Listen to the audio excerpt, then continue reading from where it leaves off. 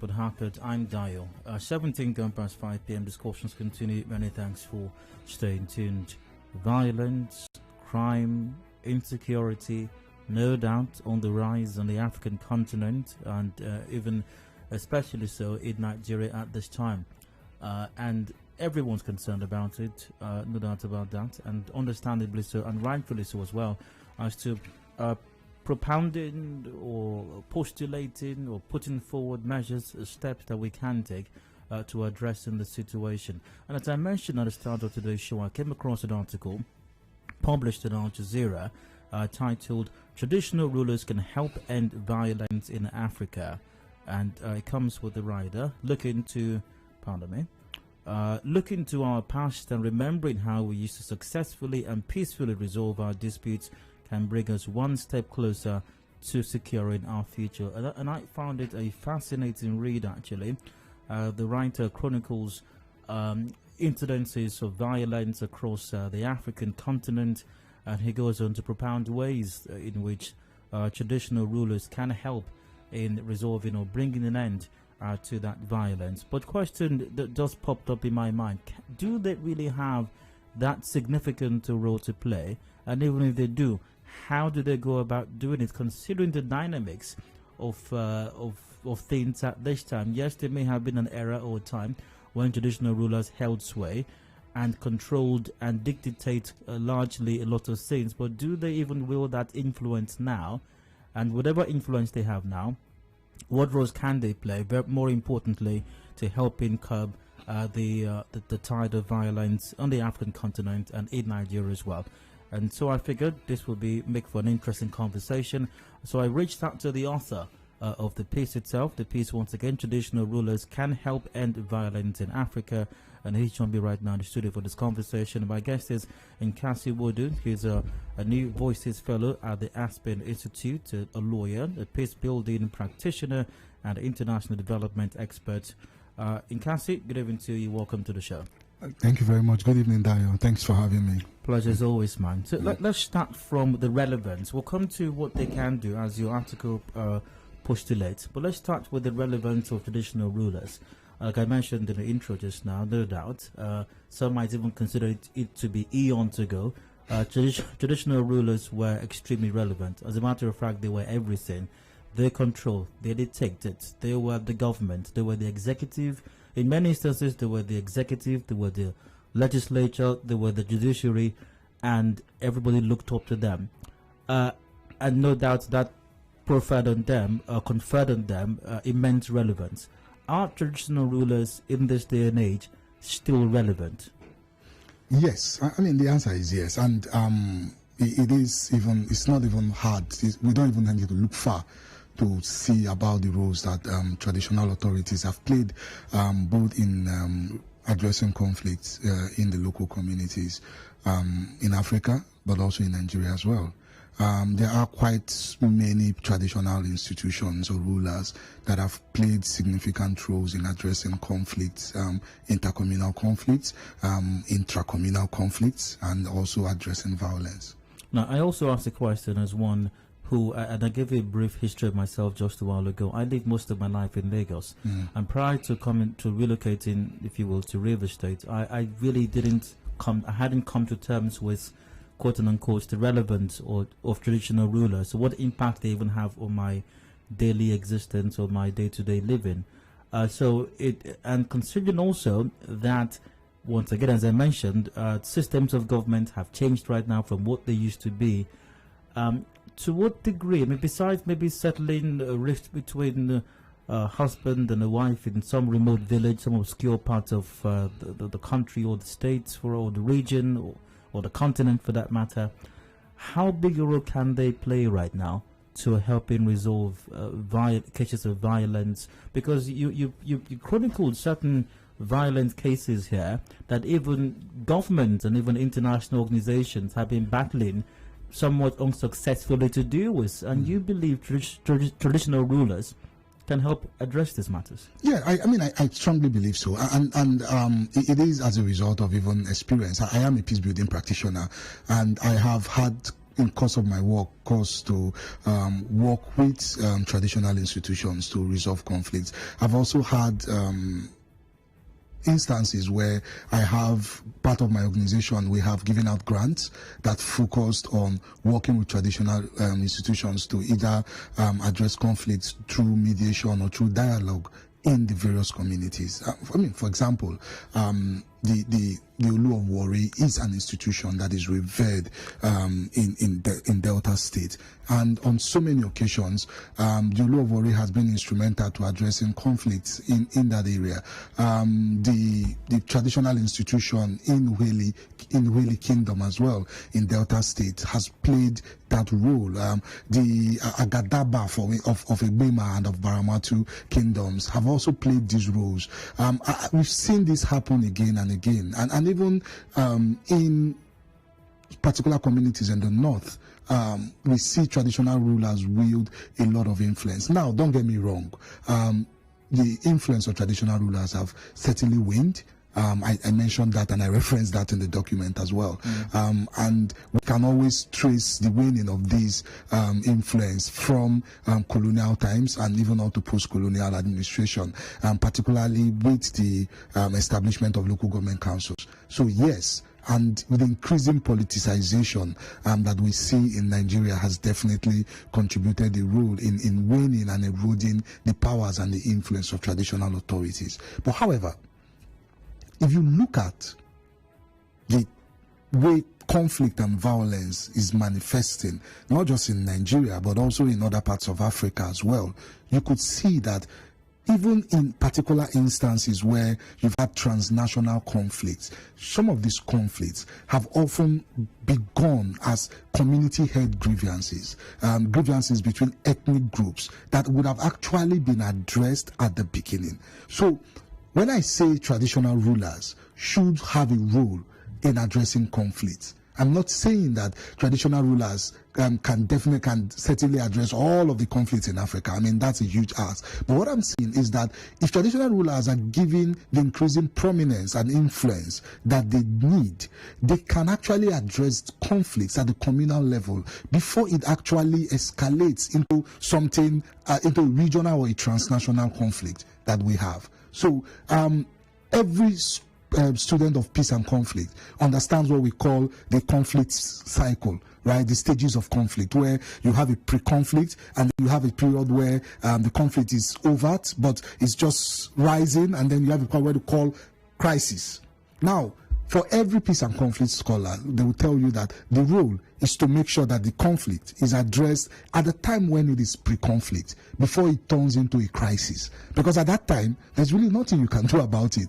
Then there's guns, and then there's destruction of properties. It's a lot more difficult to address conflict at that level. So if traditional institutions are given the necessary powers and the necessary skill and the necessary training, they can actually help in preventing a lot of the conflicts that have exacerbated and escalated into full-blown crises across the continent. From your research conducted over time, I do imagine, do you consider that modern systems of government in Africa, and of course, let's not forget we are talking a lot about Nigeria as well, do you think these modern systems of government identify these roles that traditional rulers do play or can play in mitigating, preventing even this full-blown crisis that we are dealing with at the moment?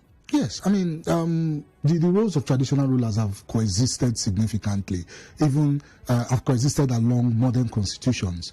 Traditional rulers still wield a lot of power in many communities in the north. They wield a lot of powers with many communities in the north and in the northeast. So a lot of people, communities, they are closer to their traditional institutions than to formal institutions. And research has shown that in a lot of instances, Africans, right, prefer informal institutions of dispute resolution than formal institutions such as courts and other formal traditional formal dispute resolution mechanisms, because they feel that that particular dispute resolution mechanism is closer to them. they feel it is more effective, and they feel that they understand it. There has been data that has shown that Africans have a very huge apathy when it comes to using formal traditional institution dispute resolution mechanisms such as courts. Africans do not go to court. They don't like going to court. I mean, and it's not hard to figure out why. Because it's expensive, it's long, and before the issue is resolved, problems have started. There's so many instances where we've had land disputes that have lasted 20 years, 40 years, and then you go to those communities, and guess what? They show you a subsisting court judgment that says, oh, the court says this land belongs to us. And they say, why are you still fighting? Why? Because court judgments do not settle disputes. No, pardon me. You talk, Nkasi, you talk about how that in the north, for example, traditional rulers wield a lot of influence and have a lot of impact. I believe we're drawing closer at home to Nigeria right now. How about down south? Do you feel? Do you perceive the same thing is the scenario over here? I think relatively to the north, compared to the north, the role of traditional institutions here have taken a hit. And I mentioned why, as a result of local government administration, one, but then also the increasing politicization that we see in most of our communities and most of our states in the south. So you've seen those instances where traditional rulers have been deprived of their powers. We've seen instances where governors of states have gone against the norm and established or appointed traditional institutions, traditional stools, some of their stooges to head to actually for traditional stools, and those are some of the ways that you have eroded it. Because we were having a conversation on the side, and we're talking about the reason why Nigerians or Africans prefer informal traditional institutions or informal dispute resolution mechanisms is as a result of legitimacy. So even though, and when we talk about legitimacy, we're not talking about legitimacy in terms of a legalization or something proceeding from the law. We're talking about legitimacy in terms of how people perceive of a particular institution as working for them. You understand? So there are two things that you look at. You look at legitimacy and you look at effectiveness. So I'm just going to hold that thought. It's about 5:30 p.m. right now. A quick break for the headlines. We'll return shortly. My guest Nkasi Wodu will still be here. Discussions continue until about 6, and at some point you're welcome to join in as well. Please stay with us.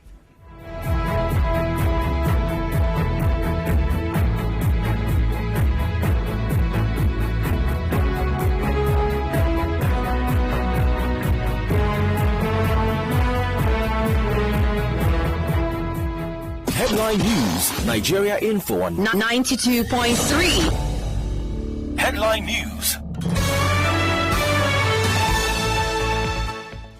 Good evening, I am Constance Mega with the news. Aggrieved investors of MBA Forex protest to EFCC in Port Harcourt to demand return of their capital.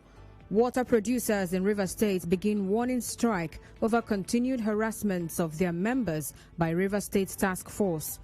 Rivers State government directs civil servants on grade levels 1 to 13 to resume tomorrow after 3 months of staying home to curb second wave of COVID-19. Lawmaker representing Niger East, Sani Musa, rules out plan to impeach President Buhari over country's worsening security situation.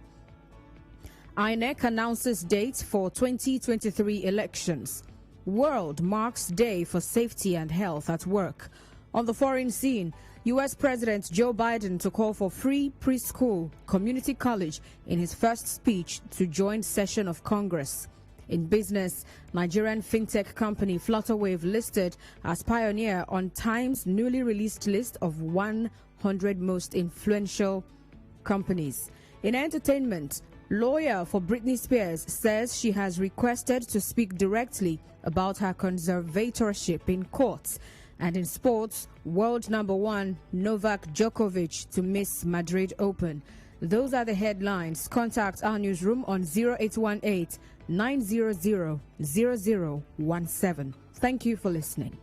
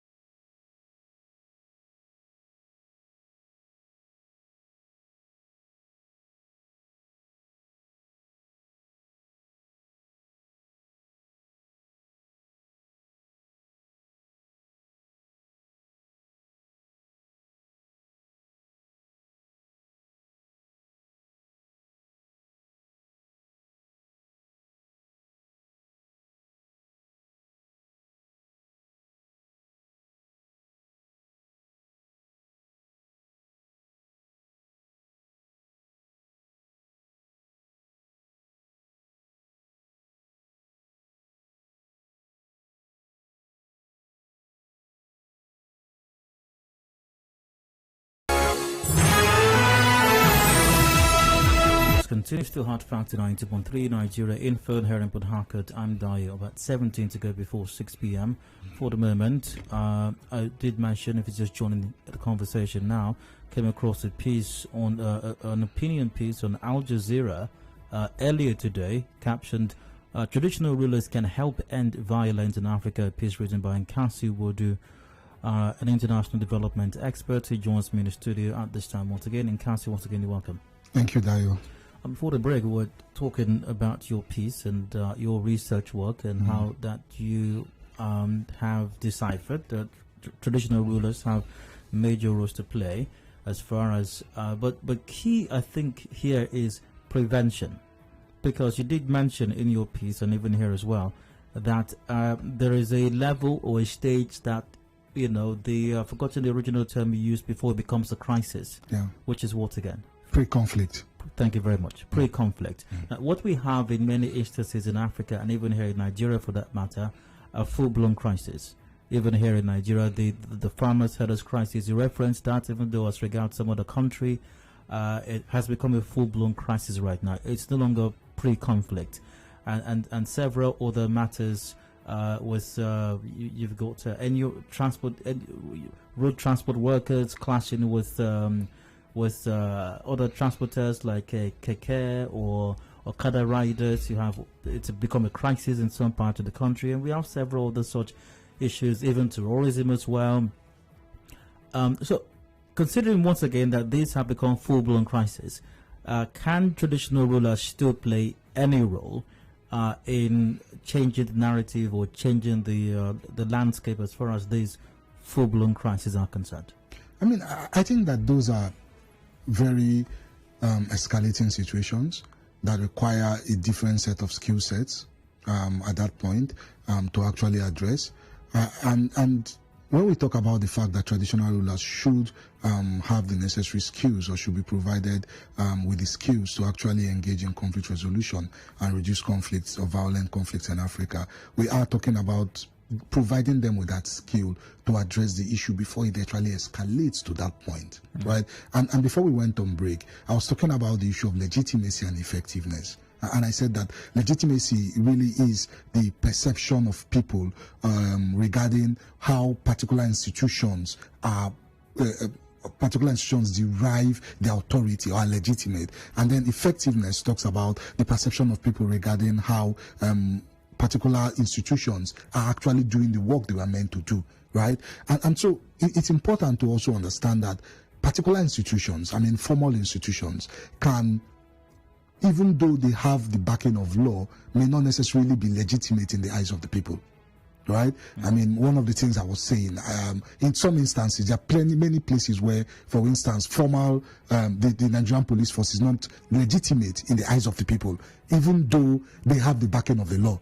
So when we talk about traditional institutions, research has shown that a lot of people in Africa, a lot of communities in Africa prefer informal institutions, one. Secondly, they also perceive of some of these institutions as legitimate, and they perceive of them as effective. So they would rather want those informal institutions to address issues. And I'm not talking about necessarily talking about issues relating to interpersonal issues between husbands and wives. Those are disputes as well that necessarily should be addressed. But we're also talking about intracommunal conflicts, ethnic grievances. Because for every conflict that you have, there is always a grievance that fuels that particular conflict, right? And the thing with grievances is that it grows. It festers. I mean, 10 years ago, if anybody had told us that we would have murderous, in air quotes, headsmen carrying AK-47s and killing people, we wouldn't have believed it. Because at that time, the normal farmer-herder conflicts were seasonal. But now you have, I don't know where these people are coming from, but some of them are even transnational groups carrying AK-47s. What has happened?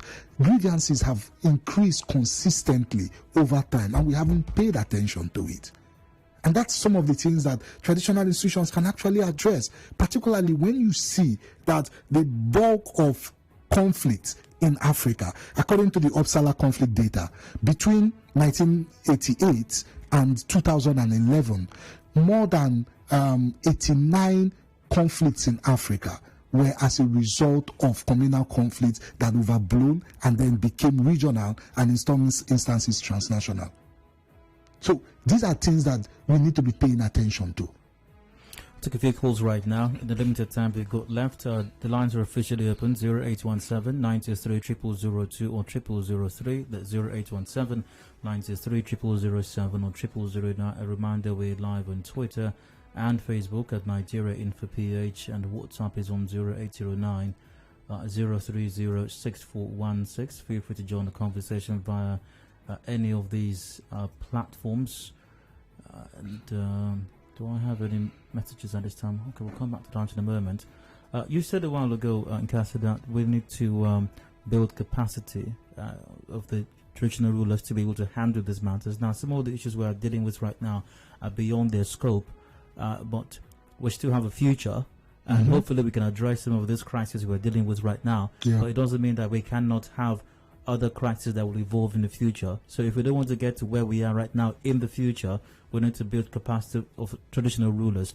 What then needs to be done to equip them or build capacity such that they can deal with these pre-conflict situations before they become a crisis? Yeah, I mean, and before I answer that question, I just want to say that with the kind of things that happen in Africa now, we are poised to be in perpetual conflict, right? Climate change, poverty, unemployment, right? A growing youth population that does not have anything, no jobs, no. So we are in a situation, we have that mix that certainly would blow into conflict continuously. And as to your original question, the issue really is that we need to provide them with that skills. And one of the things that we can use to build capacity is enable them, provide them with enablement. We need to, for instance, build structures around the appointment of traditional institutions, so that traditional institutions or the people that head traditional authorities or traditional institutions are actually legitimate. They are not partisan. They are not a governor's party man that supported the governor in his election bid. They are not any of that. That's one way that we can do that. Provide them with that legitimacy, that freedom. That there were some reports I read some time ago about how a certain governor was, at will, just demoting traditional institutions and appointing traditional institutions at will. Some of the particular traditional institutions that have outlived for so many years, the reason why that has happened is because in a lot of instances, politics has been away from it. For example, in the appointment of, there's a recent, Olu of Warri recently died in December, but in the appointment of Olu of Warri, the governor has no say in it. In the appointment of the Oba of Benin, and we all know that the Oba of Benin is an institution that had existed even up until 1205. The governor has no say in it. So these are some of the ways that we can help in building capacity, providing them with that enablement, with that freedom, with that flexibility to actually carry out the kind of duties that they meant to carry out. So when people that come, that actually should head those authorities are there, that's one way. Another way is to hold them accountable. And in so many communities and cultures, there are ways with which traditional institutions or stools are held accountable. And that's part of the things that we also need to continue doing. And then the other way is actually to provide them with actual skills, because in a lot of instances, traditional authorities, they rely on skills that they've learned from their fathers. But the problem is that the issue of modern conflicts has actually gone ahead of the skills that they have. So traditional institutions need skills like in mediation, in early warning and early response. Understanding the issue of gender in peace building, because most African societies are patriarchal. And we know that we understand the issue of structural violence. And we know that if women are not given a voice, even though it's not violent in its sense that overt physical violence, that is structural violence. And so how do we provide them with these necessary skills so that they're able to actually carry out their duties? We are pressed for time right now, but someone says, Golden's Goodness via Facebook says they should be proactive in their leadership, seeking for peace among their people. They should see themselves above money traditional rulers. I think, if I may add to some of the skills you said might be obsolete right now, one of them would be the era of demanding for goats. Before delivering judgment, I think should be done away with right now. Of course. Because goat eating appears to be clouding judgment. Sometimes whoever can produce with the biggest goat or the bigger goat might get judgment in their favor. But we do have to wrap it up right now. And thanks once again to my guest, the author of the Al Jazeera published piece, Traditional Rulers Can Help End Violence in Africa. Nkasi Wodu is a New Voices Fellow at the Aspen Institute, lawyer, peacebuilding practitioner, and international development expert. Nkasi, many thanks for your time. Thank you very much, Dayo. Thanks for having me. Unfortunately, we do have to wrap it up right now. We've got a commercial break coming up. Top of the hour, 6 p.m. is the major news. I'll be back afterwards, hopefully with an open season segment. Do please stay with us.